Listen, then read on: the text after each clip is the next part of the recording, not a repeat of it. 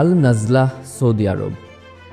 Saudi আরব এমন একটা দেশ যেটা শুধু তেল বা প্রাসাদের জন্য বিখ্যাত নয়। এখানের মরুভূমিগুলো পৃথিবীর সবচেয়ে অপরূপ প্রাকৃতিকভাবে নিখুঁত সৌন্দর্যের সাক্ষী। কিন্তু এই নির্জন বালুকাবেলার মধ্যেও এমন জায়গা আছে যা আজও বিজ্ঞানীদের কপালে ভাঁজ ফেলে দেয়। সেই জায়গার নাম আল নাজলাহ।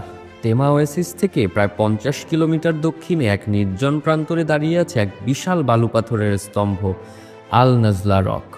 উচ্চতায় প্রায় 20 ফুট, প্রস্থে 30 ফুট আর ওজনে কয়েক টন।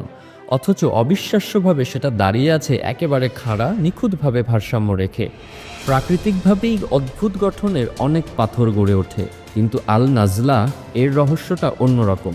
কারণ এই পাথরটি মাঝখান থেকে কাটা, এমন নিখুঁতভাবে বিভক্ত যে মনে হয় যেন কারো হাতে তৈরি।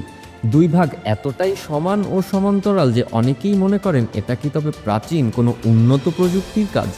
কিন্তু আশ্চর্যের বিষয় হলো এ পর্যন্ত এর পেছনে মানুষের কোনো রকম হস্তক্ষেপের প্রমাণ পাওয়া যায়নি। তাহলে এমন নিখুঁত ভাঙন কিভাবে সম্ভব?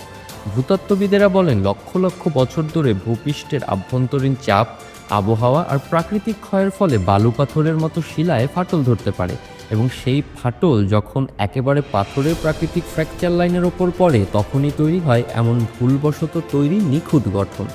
তবে অনেকেই এখনও বিশ্বাস করতে চান না এটা শুধুই প্রকৃতির খেলা।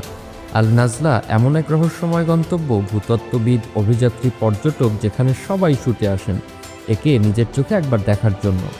দেখলে মনে হয় এই পাথর বুঝি যে কোনো মুহূর্তে হেলে পড়বে, কিন্তু শত শত বছর ধরে সে দাঁড়িয়ে আছে স্থির, নীরব আর অপার রহস্য বুকে নিয়ে।